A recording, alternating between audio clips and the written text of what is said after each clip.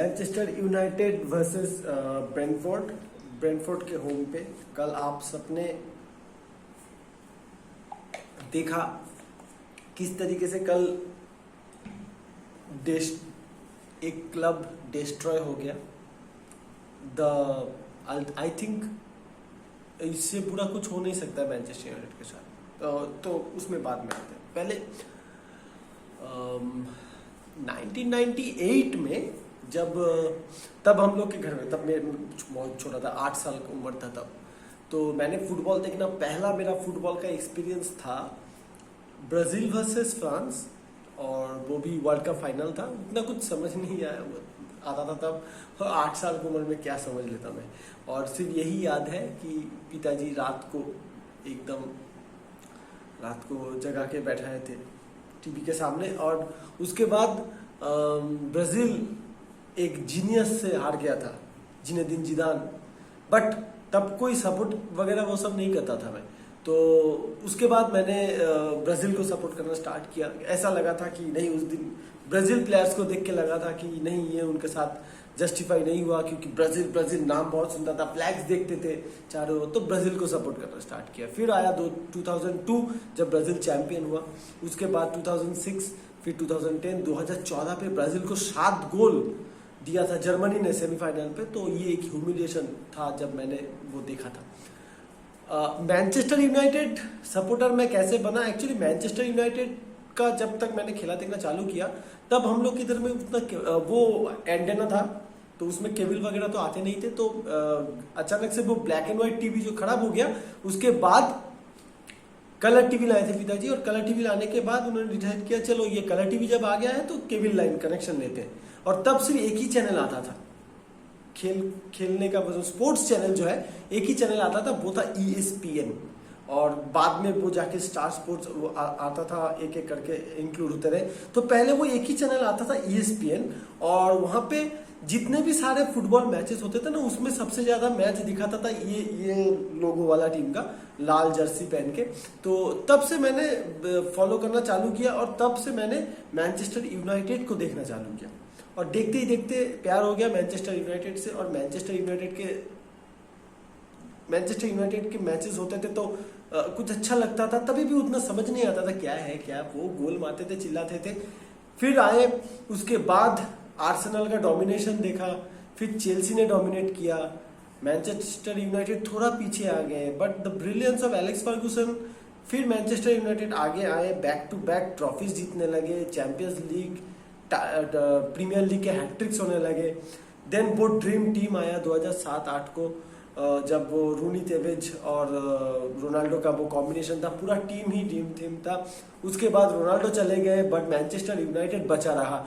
फिर Manchester United trophy जीते, कभी हारे, फिर ओल्ड ट्रैफोर्ड में ह्यूमिलेट हुए थे मैनचेस्टर सिटी के अगेंस्ट में, 6-0 से हारे थे। चेल्सी डोमिनेट करने लगी, बट सर एलेक्स फर्गुसन थे, कुछ प्लेयर्स थे, वो वापस आए, और फिर से टीम जीता। देन सर एलेक्स फर्गुसन ने रिटायरमेंट लिया। वो उसके बाद मैनचेस्टर यूनाइटेड को मैंने ऐसे उतरते हुए देखा। उसके बाद आए लुई वैन गाल, कुछ ऐसे अच्छे थे, कुछ खराब गए। जोसे मोरिनो आए, हमने उनको बहुत गंदे तरीके से निकाला क्लब से। एक ऐसे कोच थे जो अपनी ट्रॉफी देके गए थे हमको। फिर जब वो जोसे मोरिनो जब निकल गए, तो हम लोगों ने ये सोचा था कि ये बंदा टॉक्सिक है, और इसने ड्रेसिंग रूम को टॉक्सिक कर दिया।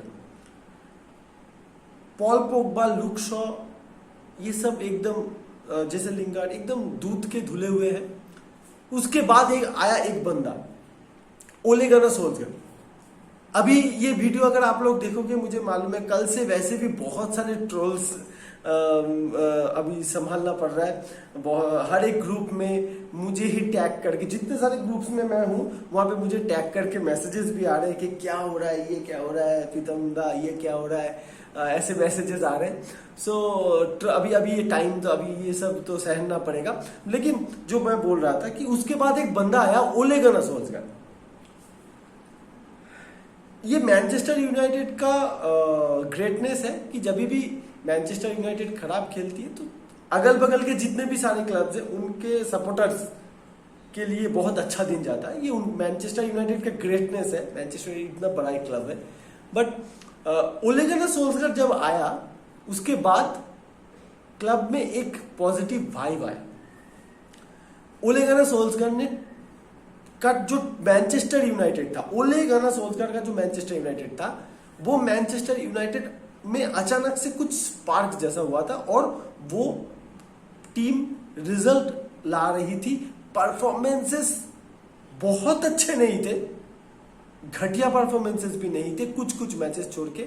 हाँ, ट्रॉफी नहीं आए क्योंकि कोई सेकंड को याद नहीं रखेगा, कोई सेमीफाइनल फाइनल्स को याद नहीं रखता है, रनर्स अप को कोई याद नहीं रखता है, बट ट्रॉफीज नहीं थे। मैनचेस्टर यूनाइटेड ने ओले गुनर सोल्सकर के टाइम पे थर्ड सेकंड कंसेक्यूटिव 2 सीजन पे कंप्लीट किया था। एंड देन उन्होंने 4 सेमीफाइनल्स खेले, एक मैं ये क्यों बता रहा हूं, आप सबको मालूम है ओले गुनर सोल्सकर। बट उसके बाद 2021-22 के सीजन पे हम लोगों ने एक क्लब लेजेंड को ऑलमोस्ट लात मार के निकाला था। और हम फैन बेस उस टाइम पे एक कैंपेन चल रहे थे, ओले आउट। हम लोग चला रहे थे ना, ओले आउट, ओले इन, ओले आउट, 2 डिवाइड हो चुके थे और हम लोग ने ओले आउट का कैंपेन चलाया था। क्यों? क्योंकि अभी तक कल जो मैच देखा मैंने, देखिए एरिक टेन हैग को लेके कोई क्वेश्चन नहीं कर सकते। अभी 2 मैचेस में कोई क्वेश्चन नहीं एरिक टेन हैग को लेके। ओले आउट होने के बाद ओले गुनर सोल्सकर को एक प्रॉब्लम बताया गया था एंड देन ओले गुनर सोल्सकर को निकाला गया था क्लब से। ओले गुनर सोल्सकर का टैक्टिक्स अच्छा नहीं था। ओले गुनर सोल्सकर टीम, वो उतना बड़ा कोच नहीं है, चलो। बट ओले गुनर सोल्सकर चले जाने के बाद देन आए रैल्फ रैग्निक और उन्होंने आके एक्सपोज कर दिया कि क्या क्या प्रॉब्लम है और उनको फिर हम लोगों ने प्रॉब्लम बताया और उनको हम लोगों ने क्लब से हटाया, रैल्फ रैग्निक को। वो अच्छे कोच नहीं थे क्योंकि उनके पास रिजल्ट नहीं था। देन एरिक टेन हैग का अपॉइंटमेंट हुआ है। लास्ट सीजन जब ओले गुनर सोल्सकर को सैक कर दिया गया था, तब माइकल कैरिक 2 या 3 मैच के लिए वो उन्होंने रिस्पॉन्सिबिलिटी लिया था मैनेजर का, जिसमें से 2 विन 1 ड्रॉ था। अगेंस्ट चेल्सी ड्रॉ, आर्सेनल के साथ विन और फिर वियारियल के साथ बहुत crucial Champions League match win. So after that Ralf Rangnick आने के बाद हम लोगों ने सोचा था कि मैनचेस्टर यूनाइटेड का ग्राफ ऐसे बढ़ेगा, वो गेगन प्रेसिंग देखेंगे हम लोग और मैनचेस्टर यूनाइटेड पहले 3-4 मैच ऐसे उठे, फिर वो गेगन प्रेसिंग ऐसे नीचे डीप प्रेसिंग मोड में चला गया। ओके, बिकॉज हम लोगों ने, हम फैन बेस ने और जितने भी मैनचेस्टर यूनाइटेड के ऊपर के लेवल के जितने भी बंदे हैं, उन्होंने ये बोला कि ये रैल्फ रैग्निक से नहीं होने वाला है, क्योंकि वो ऐसे फिलोसॉफी यहाँ पे आके कैसे हो सकता है, नहीं हो सकता, कभी नहीं हो सकता। फिर आया एक न्यूज, जब लिवरपूल पेलने वाला था मैनचेस्टर यूनाइटेड को या पेल चुका था, उसके बीच में एक न्यूज आया कि Manchester United had appointed Erik ten हाग द न्यू पेप गार्डियोला, क्योंकि वो भी टकले हैं, पेप गार्डियोला भी टकले हैं, उनके स्टाइल बहुत मिलते हैं, उनका प्ले स्टाइल मिलते हैं। एक टाइम पर वो असिस्टेंट कोच रह चुके हैं पेप गार्डियोला के। सो पेप गार्डियोला आए, sorry new Pep Guardiola, Erik ten Hag आए और एरिक टेन हैग आके सब कुछ ठीक कर देंगे। रैल्फ रैग्निक ने बताया था कोई छोटा मोटा ऑपरेशन नहीं, we need a open heart surgery, और ओपन हार्ट सर्जरी अगर नहीं हुआ तो फिर इस क्लब का कुछ नहीं हो सकता। 10 मिनिमम 10 सब्स्टिट्यूशंस चाहिए, सॉरी ट्रांसफर्स चाहिए, क्या बोल रहा हूँ, ट्रॉमा में हुआ अभी तक।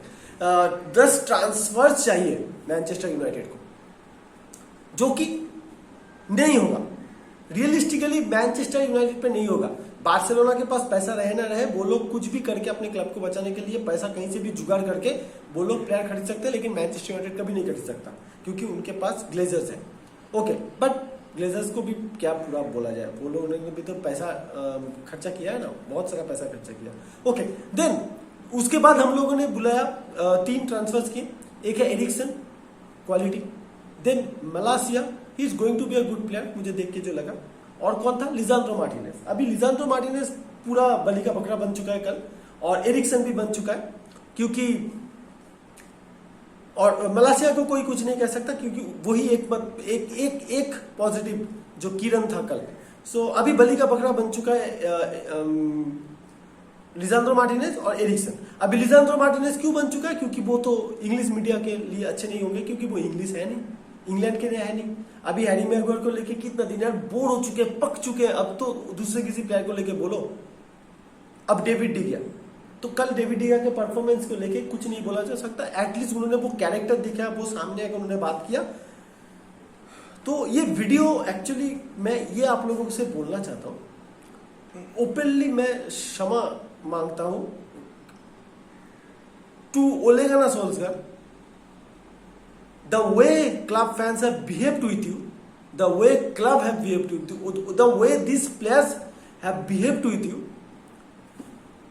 ओले गुनार सोल्सगार बड़े कोच नहीं थे, लेकिन उन्होंने बहुत बड़ा अचीवमेंट कर लिया था इस टीम को लेके, थर्ड और सेकेंड पोजीशन पे फिनिश करना, और उसके बाद इस टीम को लेके 2 फाइनल्स खेलना, 4 सेमीफाइनल्स खेलना, इस टीम को लेके आउट ऑफ 8 मैचेस सिटी को 5 मैचेस हराना और एक सीजन पे डबल करना, और इस टीम को लेके वो सपने दिखाना जो रियलिस्टिक नहीं था रियलिस्टिक, लेकिन उन्होंने वो दिखाया था।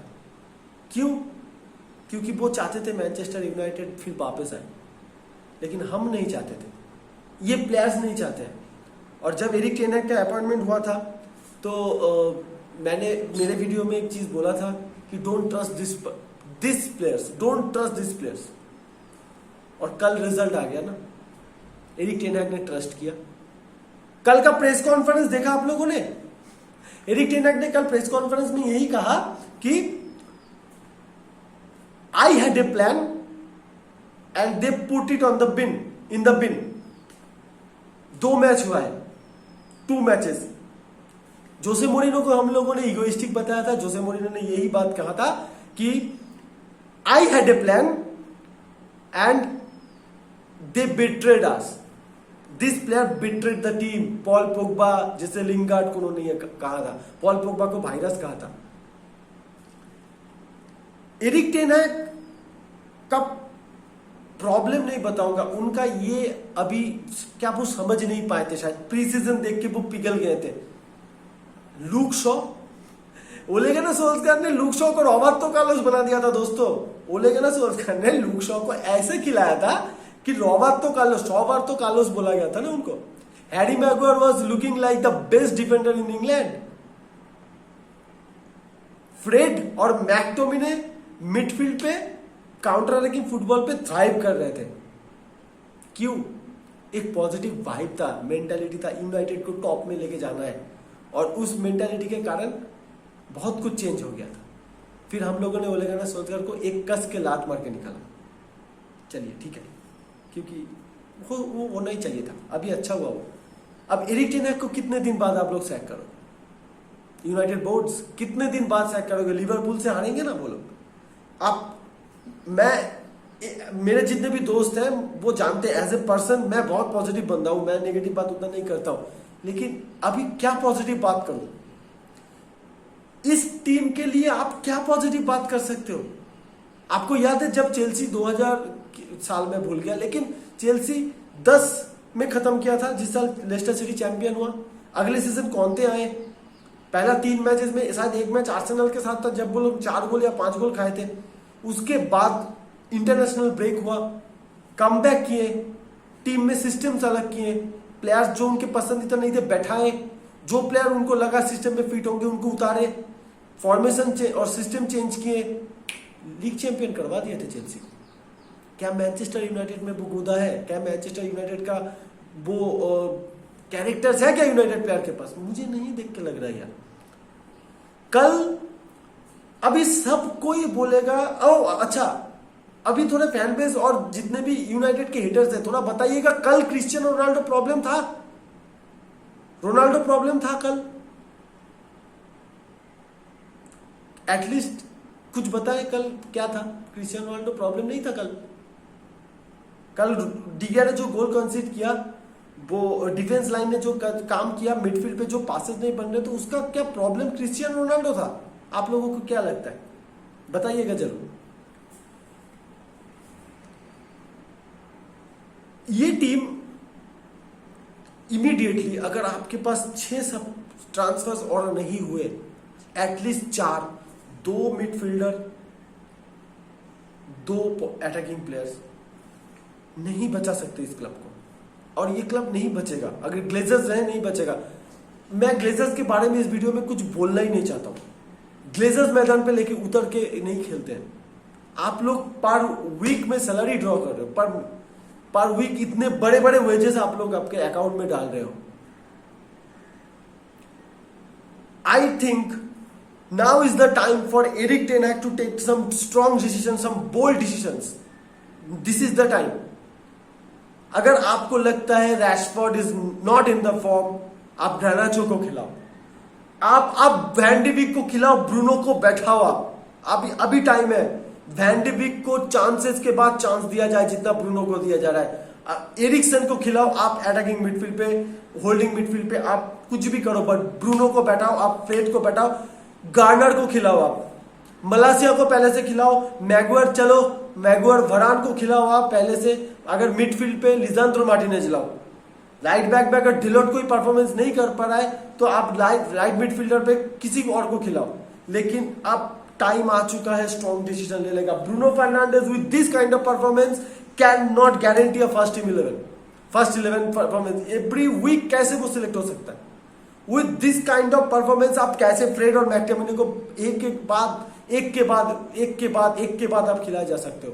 चेल्सी का स्ट्राइकर नहीं है अभी, चेल्सी के पास स्ट्राइकिंग ऑप्शन नहीं है। उन्होंने सिर्फ स्टार्लिंग को अभी साइनिंग किया है। कोई इंजर्ड हो जाए तो नहीं मालूम है क्या होगा उनके साथ। डिफेंडर्स नहीं है उनके पास, अगर क्या हो जाए कुछ मालूम नहीं है। अगर एक इंजरी हो जाए तो चेल्सी क्या करेगी, बट उनके यहाँ पे वो दम है। उन्होंने मार्कस अलोंसो को छोड़ दिया, मार्कस अलोंसो खेलना नहीं चाहते थे। क्या आप मैक्टोमिनी फ्रेड को सब नहीं कर सकते ट्रांसफर?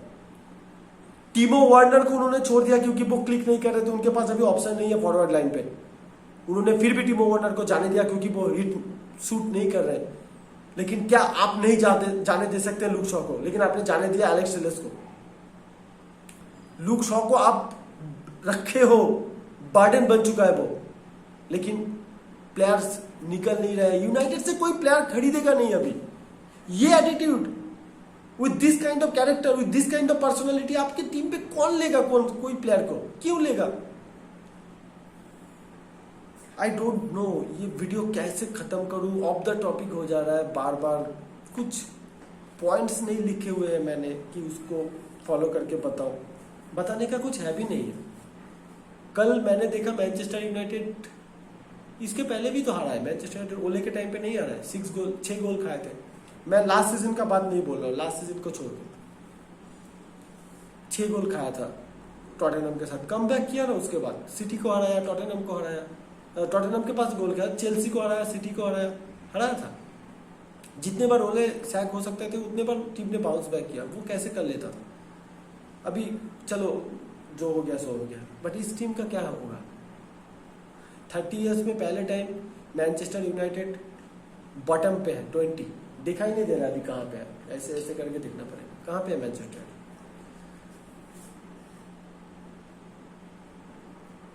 डी जॉन्ग आएगा नहीं आएगा? इस टीम का परफॉर्मेंस देखने के बाद कोई नहीं आएगा।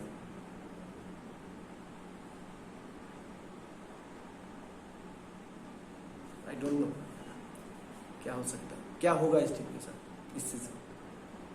अभी तो सिर्फ ब्रेनफोर्ड और ब्राइटन है, उनसे अच्छे ऑर्गेनाइज टीम तो अभी बहुत सारे हैं। 36 मैचेस है, 36 मैचेस में कितने बार ये दुख सहने पड़ेंगे आई डोंट नो। जितने भी मैनचेस्टर यूनाइटेड सपोर्टर्स हैं, अपने हार्ट को मजबूत बना के खेला देखिएगा। ज्यादा नेगेटिव हो रहा हूँ, टर्न कर सकता है, बस इस प्लेयर्स को लेके नहीं, इन प्लेयर को लेके नहीं। ये प्रूवन फेलियर्स हैं। आप नहीं घुमा सकते मैक्टोमिनी फ्रेड को लेके आपका मिडफील्ड। आप लुक शॉ को लेके नहीं अपना डिफेंस संभाल सकते हो। Manchester United 2022-2023 season has finished.